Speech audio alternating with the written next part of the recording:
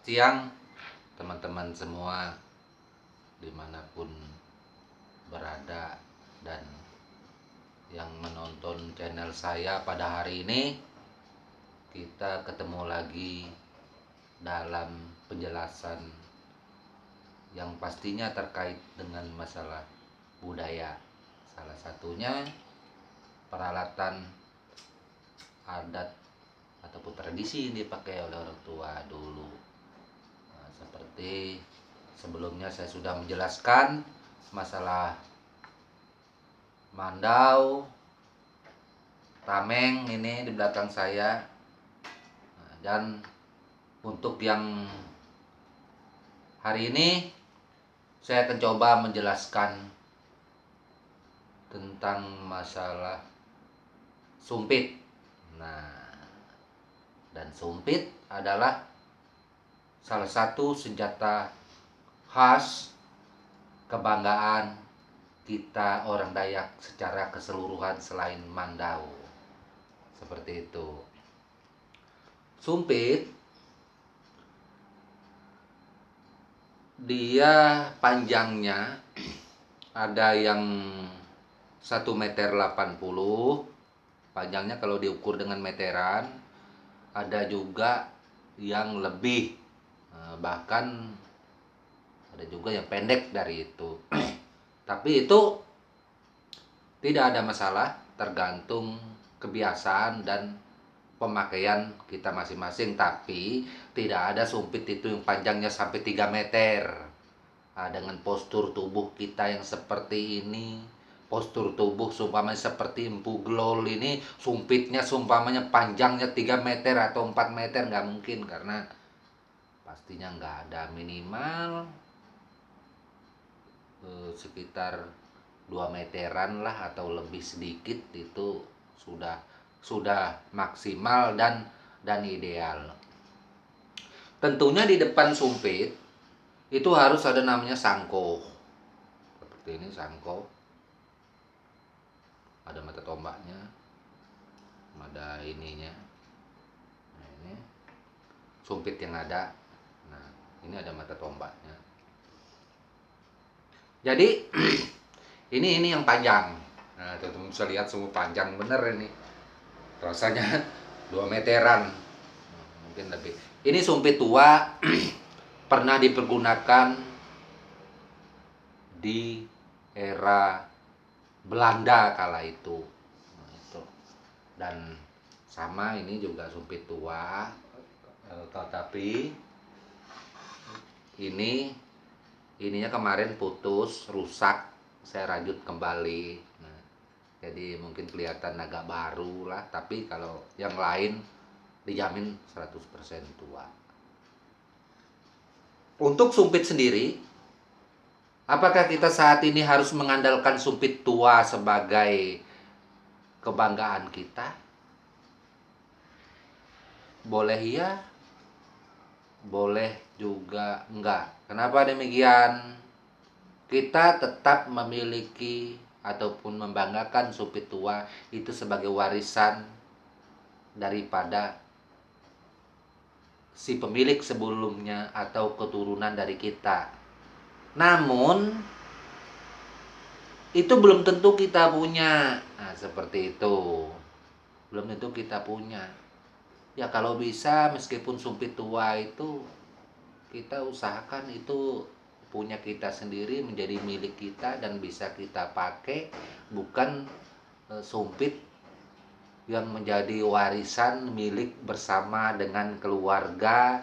Nah, nanti menjadi barang gono gini kan susah seperti itu. Jadi di depannya ini ada mata tombak. Mata tombak. Tujuannya apa? Apa tujuan mata tombak pada sumpit? Tujuan mata tombak pada sumpit ketika kita menyumpit hewan seperti babi ataupun payau ataupun rusa, dan hewan tersebut menggelepar, belum mati karena racunnya mungkin kurang ampuh, seandainya itu bisa terjadi, maka kita akan menombak hewan tadi dengan jarak dekat. Jarak dekat. Gitu. Kita menombak hewan memakai sumpit ini, sistem aslinya bukan dilempar seperti mata tombak untuk khusus berburu. Enggak. Gitu. Enggak, kita dalam jarak dekat. Lobang lampu gelol kalau seperti itu, seandainya hewannya belum mati, melakukan perlawanan, dia banyak bergerak, kemungkinan sumpit itu akan patah karena dia berlubang. Pernah teman bertanya seperti itu. Ya saya bilang, itulah kelebihan sumpit. Dan sumpit ini mempunyai tata cara ketika kita mau menombak hewan buruan yang kita dapat tadi agar dia mati dan bisa kita bawa pulang, tidak melakukan perlawanan, maka kita diharuskan tempatnya sempit teman-teman semua seperti ini, tersentuh sana tersentuh sini, malum panjang ini sumpit. Jadi peluru sumpit tadi harus dimasukkan ke sini dulu. Tujuannya bukan untuk disumpitkan, dimasukkan ke sini. Itu sebagai isyarat agar batang sumpit tidak patah ketika hewan tersebut melakukan perlawanan. Itu isyarat. Peluru sumpit harus dimasukkan. Jangan dibiarkan sumpit itu berlubang kosong tanpa dimasukkan peluru, kita tombakkan. Ketika hewan melakukan perlawanan, hewan besar tadi, maka mungkin terjadi sumpit kita akan patah. Tapi ketika kita melakukan isyarat itu, akan kuat sumpit itu. Dan ini memang sesuatu hal yang kedengarannya aneh, tapi itulah tradisi kita. Tradisi orang Dayak Benua zaman dulu melakukannya seperti itu. Lalu bagaimanakah teknik menyumpit yang benar? Kita berbicara teknik menyumpit yang benar. Memang di dalam menyumpit itu, ya bang, ya Empu Glod itu kan tergantung kebiasaan saya, seperti ini, seperti itu kan terserah saya. Saya tidak memprotes atau mengatakan bahwa Anda menyumpit seperti ini, itu tetap kembali ke hak masing-masing. Tapi saya menceritakan tata cara orang tua zaman dulu, orang Benua zaman dulu memegang sumpit itu seperti apa dalam menyumpit. Tentunya ini sebelah kiri memegang batang sumpit seperti ini. Kemudian ini gini, ini sambil mulut ditutup.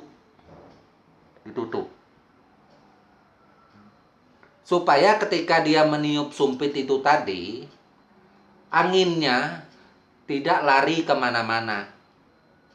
Dia hanya khusus lari ke arah lubang sumpit tadi.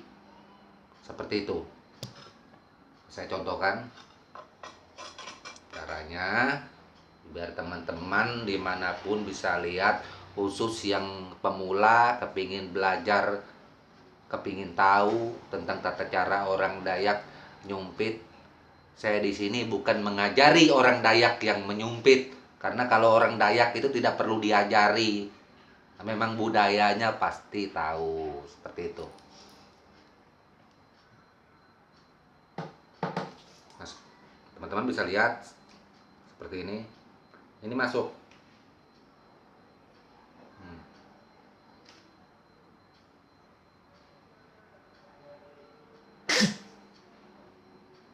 Seperti itu. Ya. Itulah teknik menyumpit orang tua di zaman dulu. Kalau zaman sekarang bisa-bisa saja dia pegang seperti ini, seperti itu, ya nggak ada masalah mungkin. Namun kita harus seperti saya memberikan contoh yang orang tua dulu seperti itu.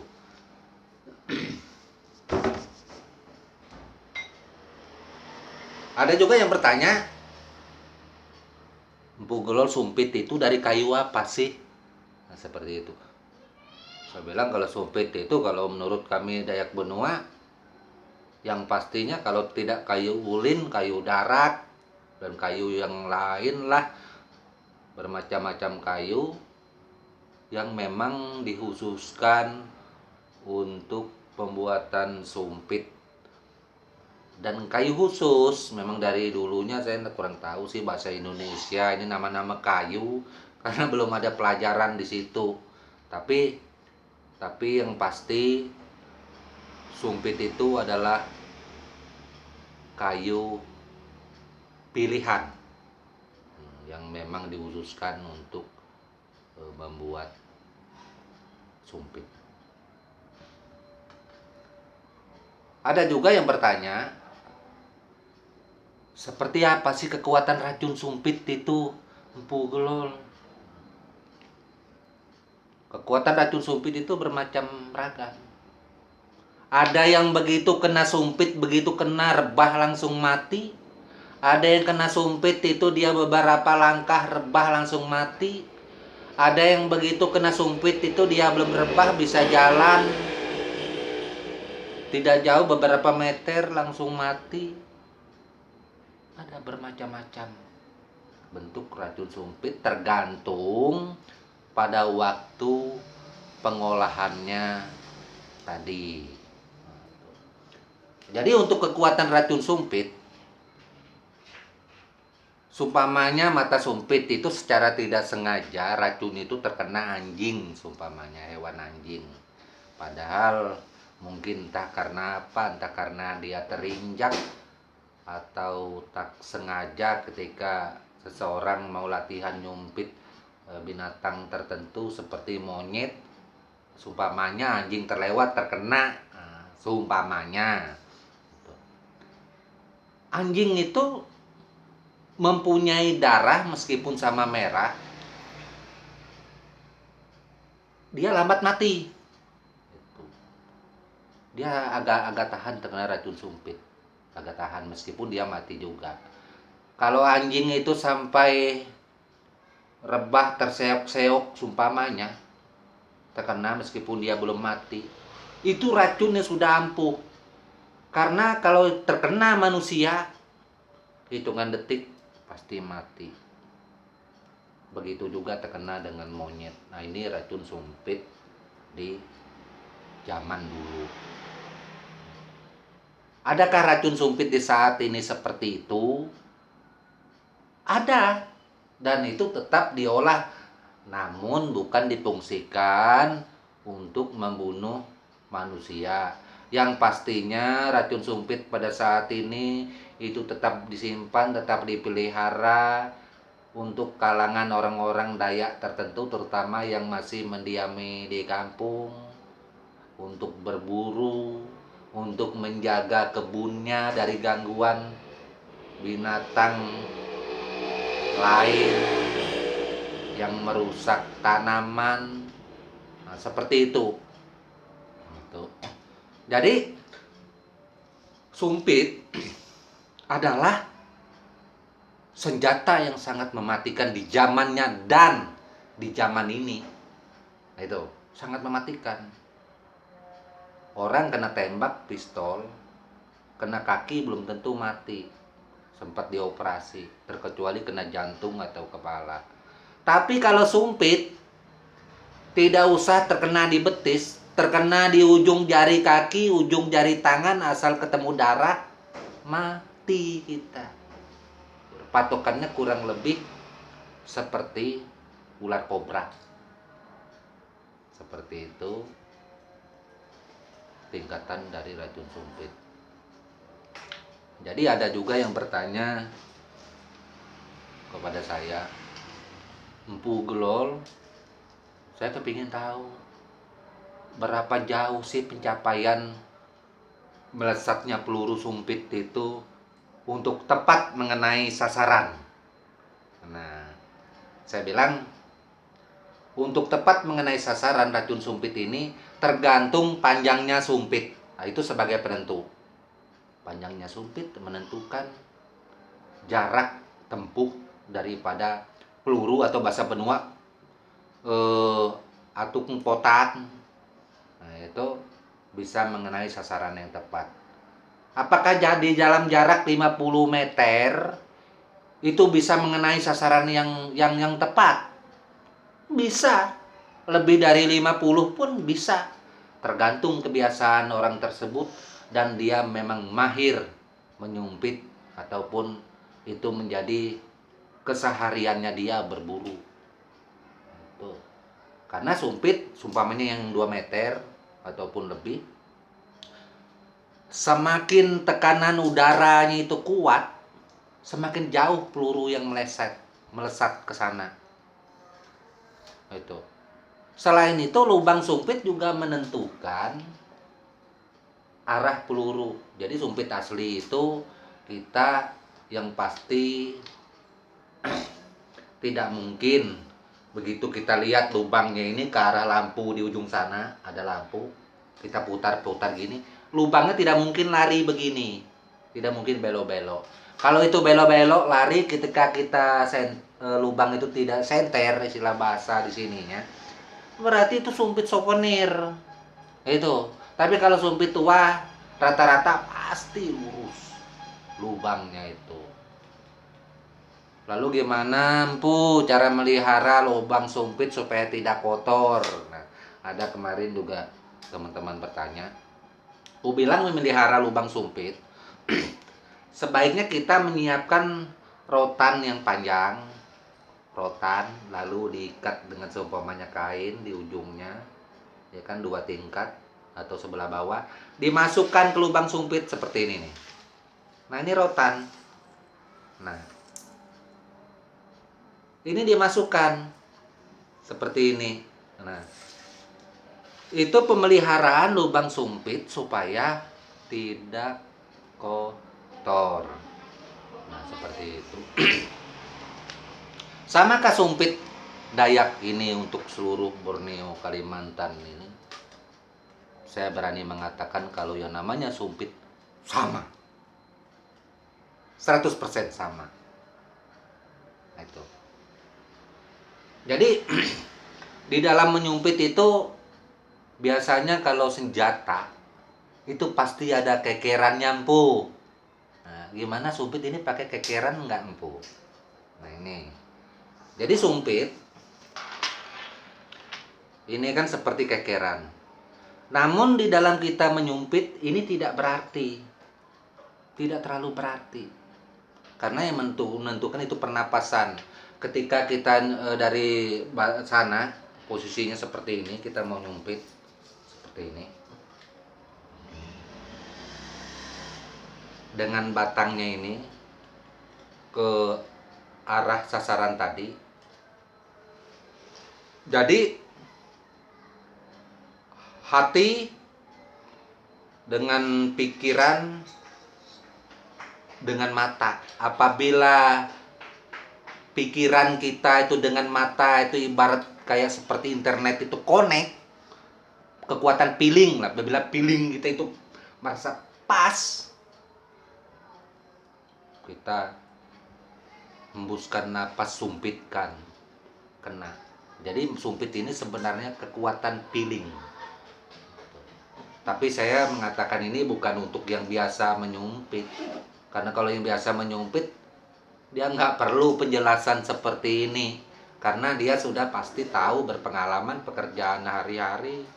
Nah, ini saya Empu Gelol menjelaskan ini buat teman-teman di seluruh Nusantara pencinta budaya seni Dayak yang kepingin tahu fungsi tujuan, gimana cara menyumpit serta tekniknya menyumpit seperti apa. Hanya itu. Apakah saya Empu Gelol paling tahu masalah ini? Saya tidak mengatakan paling tahu, tapi ini adalah budaya kami orang Dayak, semua orang Dayak tahu. Nah, gitu. Jadi Sumpit itu di sini bermacam-macam, nggak nentu. Kadang dia ada yang langsung kayu, kadang dikasih tulang, kadang dikasih apa. Ini kan dibuat di mulut. Itu. Jadi sumpit adalah senjata khas suku Dayak untuk berburu di zaman itu maupun untuk dia berperang. Di dalam tradisi orang Dayak di zaman dulu, sebelum dia berperang melakukan sistem betimpasan memakai mandau beserta tameng, telabang, keliau, kelebet itu tadi, maka sumpitlah yang bekerja duluan. Nah, jadi untuk menangkal daripada sumpit ini tadi, karena sumpit itu kalau dari jauh meleset, pelurunya tidak kedengaran suara. Nah, jadi bagaimana cara kita menangkis serangan sumpit ini di zamannya, ataupun kita tahu bahwa kita akan disumpit oleh musuh kita. Kita tidak akan tahu, karena entah di balik rimbunan pohon, entah di samping jendela, entah di balik lubang-lubang kecil. Tapi yang pasti ketika di zamannya orang melakukan serangan terhadap lawannya dia, itu dia punya tameng seperti telabang ini, kelebet, itu pasti dipasang di depan sambil maju. Paling sedikit aja sesekali mata itu melihat ke sisi ke arah yang akan dituju, seperti itu. Itu cara orang tua di zaman dulu. Mungkin sekian dulu yang dapat saya Empu Gelol sampaikan mengenai tentang sumpit. Meskipun sebenarnya saya kepingin menjelaskan masalah sumpit ini secara panjang lebar dan sejelas-jelasnya kepada kawan-kawan pemula pecinta sumpit dimanapun berada. Namun apalah daya, karena ini adalah YouTube yang sebenarnya saya harus berbicara menjelaskan jangan terlalu panjang lebar, kira-kira waktu teman-teman lainnya nggak bosan mendengarnya. Nah, jadi ya ini pun sudah lumayan panjang, terkecuali kalau ada teman yang kepingin datang ke rumah, kepingin tanya atau kepingin penjelasan, akan saya jelaskan. Terima kasih banyak teman-teman semua, saudaraku dimanapun berada yang telah berkunjung menonton channel Empu Gelol saat ini. Dan saya harap apa yang saya ceritakan ini menjadi ilmu, ini menjadi pengalaman bahwa ya sekiranya gambaran dari Empu Gelol seperti inilah sumpit tadi. Oke, salam budaya, sekian dan terima kasih dulu. Wassalamualaikum warahmatullahi wabarakatuh.